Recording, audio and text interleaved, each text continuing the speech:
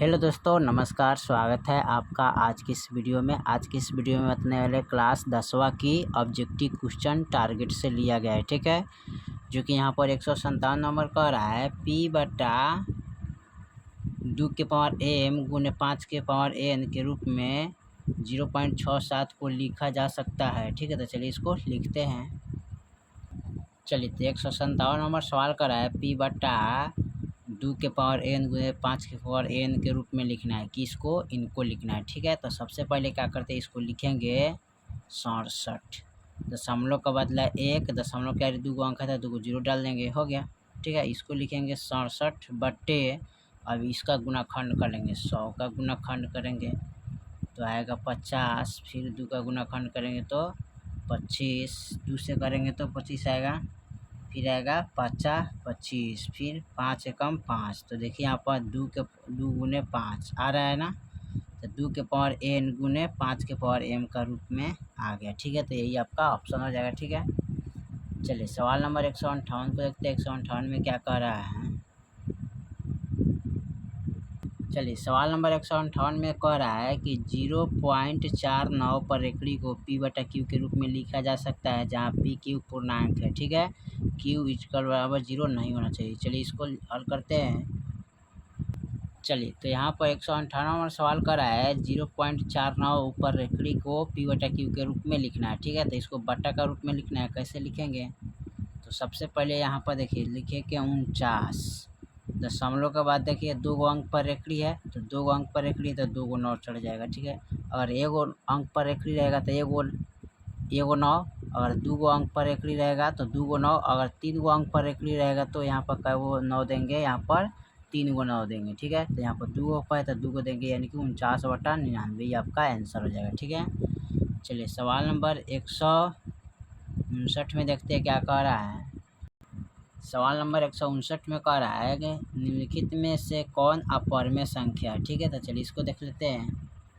चलिए, सवाल नंबर 159 को यहाँ पर नोट कर लिए, कह रहा है कौन अपरिमेय संख्या है, ठीक है। तो इसमें अपरिमेय संख्या निकालना है। तो सबसे पहले देखिए 49 का वर्गमूल जो होता है ना 7 होता है, तो ये क्या हो जाएगा, परिमेय संख्या होगा, ठीक है। 36 का वर्गमूल 6 होता है, तो ये भी क्या हो जाएगा, परिमेय संख्या होगा, ठीक है।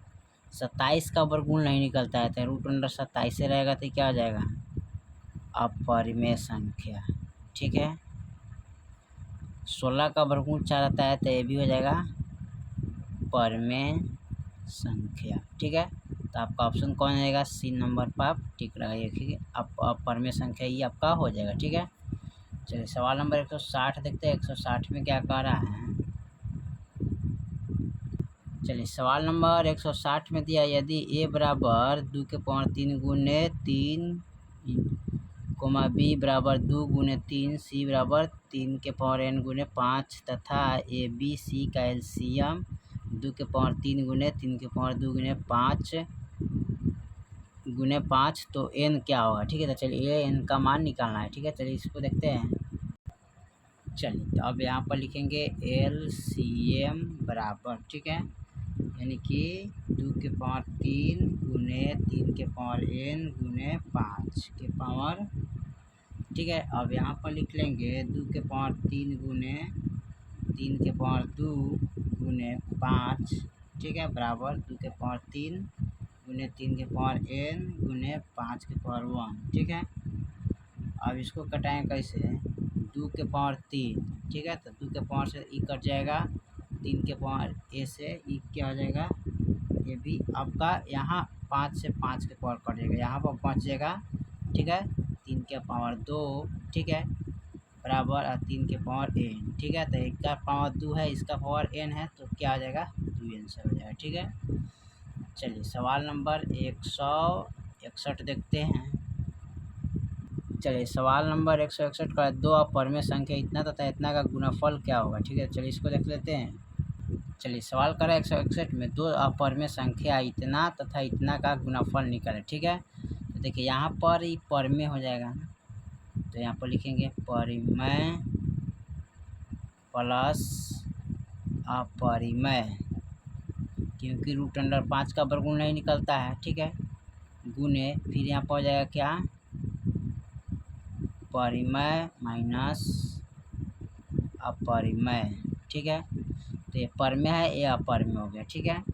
अब देखिए यहाँ पर कैसे करना पड़ेगा, तो यहाँ पर सबसे पहले आपको क्या करना पड़ेगा, इसको तो चलिएगा इस तरह, इस हिसाब से तो आपका गलत हो जाएगा, ठीक है। इसके हिसाब से नहीं चलेंगे, ठीक है। इसके हिसाब से क्या हो जाएगा, गलत हो जाएगा। इसको हमें हल करना है। देखिए यहाँ पर है 3 + √5, ठीक है, गुने कोष्ट में डाल देते हैं 3 - √5 कोष्ट। और देखिए a + b और a - b का होल स्क्वायर होता है ना, यानी कि a + b a - b का होल स्क्वायर तो होता है a² - b², ठीक है, हो गया यहाँ पर, ठीक है। अब इसी में हम क्या करेंगे, a² b² रखेंगे, ठीक है। तो चलिए इसको रख लेते हैं, यहाँ पर रखेंगे 3² माइनस का 5²। तो 3 का स्क्वायर करेंगे तो 3 × 3 = 9 हो जाएगा, माइनस स्क्वायर से रूट कट गया तो 5 हो गया, 9 में से 5 गया 4। तो 4 क्या है, परिमेय संख्या, क्योंकि बटा में इसका क्या एक छिपा रहता है, तो क्या हो जाएगा, परिमेय संख्या हो जाएगा, ठीक है। चलिए सवाल नंबर 162 को देखते हैं क्या कह रहा है। 162 में, चलिए सवाल नंबर 162 में कर रहा है, यदि p तथा q अभाज्य संख्या है तो p⁻3 q और p⁻2 q का मौसा होगा क्या, ठीक है। तो चलिए इसको देख लेते हैं। देखिए तो इसका ऑप्शन ये हो जाएगा, p⁻2 और q हो जाएगा, ठीक है, यही आपका ऑप्शन हो जाएगा, ठीक है। चलिए सवाल नंबर 163 देखते हैं, 163 में क्या कह रहा है। चलिए सवाल नंबर 163 में कह रहा है, यदि 234 का भाज्य गुणनखंड में 3 का घात क्या होगा, ठीक है। तो 3 का घात इसमें लिखना है, चलिए इसको लिख लेते हैं। चलिए इसका यहाँ पर 3 का घात लिखे, ठीक है। तो 3 का घात लिखना है तो सबसे पहले क्या करेगा, इसका गुणनखंड करेंगे, ठीक है। कैसे गुणनखंड करेंगे, तो यहाँ पर 234 का इस तरह कीजिएगा, पहले 2 से करेंगे तो 117 मरतबे कटेगा, फिर यहाँ पर 3 से करेंगे तो कितना मरतबे कटेगा, 39 तिहाई, फिर उसके बाद 13 तिहाई 39, फिर उसके बाद कितना से करेगा, 13 कम 13, ठीक है। और देखिए यहाँ पर लिख सकते हैं ना, तो देखिए 2 गुने उसके बाद 3 गुने 3 गुने 13 है ना। तो यहाँ पर देखिए 3 का है जोड़ा तो 3 लिख सकते हैं, 1 2 तो 2 पाँव लिखेंगे, यानी कि 3 का घात कितना आ जाएगा, 2, यही आपका ऑप्शन हो जाएगा, ठीक है। चलिए तो यहाँ पर लास्ट था 163 तक सवाल, ठीक है।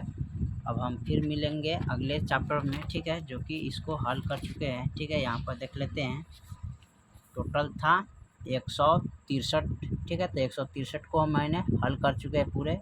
इससे पहले के वीडियो नहीं देखे तो जाके प्लेलिस्ट में आप देख सकते हैं, ठीक है। और फिर अगला चैप्टर जो शुरू होगा 2 पार्ट बहुपद, ठीक है, तो इसी को हल किया जाएगा, ठीक है। चलिए फिर मिलते हैं अगले वीडियो में, तब तक के लिए जय हिंद, जय भारत।